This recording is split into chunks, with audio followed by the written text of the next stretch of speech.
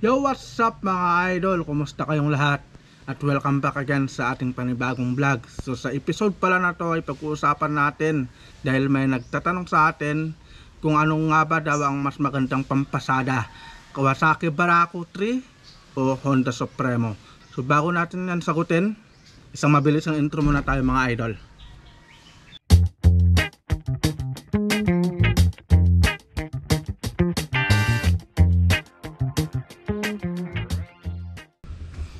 So shoutout nga pala mga idol na kay Idol Rogelio Galon. So siya pala yung nagtatanong sa atin na ang tanong niya Boss Idol, bigyan mo ako ng idea. Pinagpipilian ko kasi Honda Supremo at Barako, pangpasada at sa maintenance. Alright mga idol, so ito yung sasagutin natin ngayon. At bago natin yan sagutin paki-comment naman dyan mga idol sa baba kung taga saan kayo at para alam ko kung saan na nakaabot ang video kong ito. Alright mga idol so shoutout nga pala kay Idol Rogelio Galon sa inyong napakagandang tanong. So bago natin sasagutin yan ay may tatlong bagay kasi na dapat nating isaalang-alang bago tayo bumili ng mga motor na gagamitin natin sa pampasada. So ito yung una-unahin natin dyan, siyempre durability, yung tibay, diba? Tapos pangalawa, yung matipid sa gas. Siyempre kailangan natin kumuha ng motor na matipid sa gas kasi siyempre nagpapasada tayo, panghanap buhay, para hindi naman tayo laging naggagas. At pangatlo, siyempre ito yung pinaka-importante sa lahat, ang budget. So yun lang mga tatlong pag-uusapan natin ngayon bago tayo bumili ng mga motor natin na gagamitin natin sa pampasada o panghanap buhay. So uunahin natin ang durability. At masasabi ko naman na napakatibay ng dalawang motor na to, Honda Supremo at ang Barako. So wala akong masabi dahil unang-una, gaya nung nasabi ko nung previous vlog natin, ang unang motor namin noon, ng motor ng tatay ko is Kawasaki SD3. So nagamit namin yun ng 10 years. 10 years na namin nagamit yun. Pero second hand lang yun mga idol, no, na nabili namin. So masasabi ko na ang Kawasaki SD3 o ang Kawasaki na brand ay talaga nga namang napakatibay niyan. So ang Honda naman tayo. So sa Honda naman tayo mga idol, isipin na lang natin yung mga sinaunang Honda 155 na hanggang ngayon nakikita pa natin sa mga daan. So ang tibay ng Honda hindi rin basta-basta, di ba? So, yung mga brand ng Honda hindi talaga basta-basta na nasisira. Pero ito lang yung maipapayo ko sa inyo. Kahit gaano man ka-branded yung motor mo, sabihin na natin yung pinakamatibay na motor ang bibilhin mo, kung ikaw na gumagamit, bara-bara ka, wala din, useless din yung tibay na yan. Pero masasabi ko sa inyo mga idol, itong dalawang to, Kawasaki Barako at saka yung Honda Supremo, sasabihin ko sa inyo, napakatibay nyan. Alright mga idol, so madako naman tayo sa gas consumption ng dalawang motor na to. So alam naman natin mga idol na napakalayo ng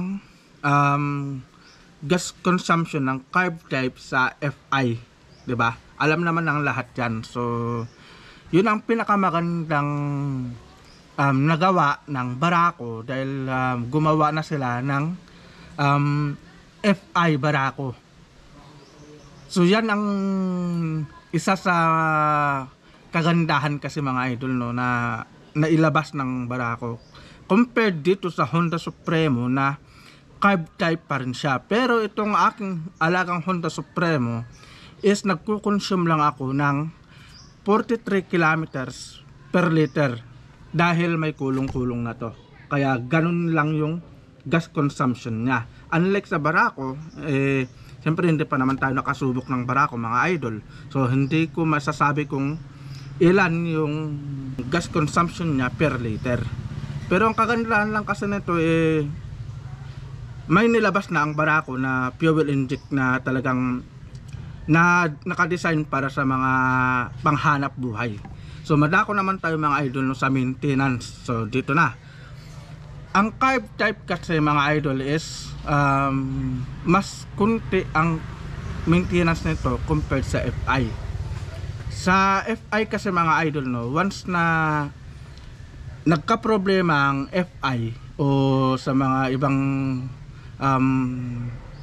wirings niya o nag-malfunction ang FI niya, ito na yung napakahirap na siyang ayusin.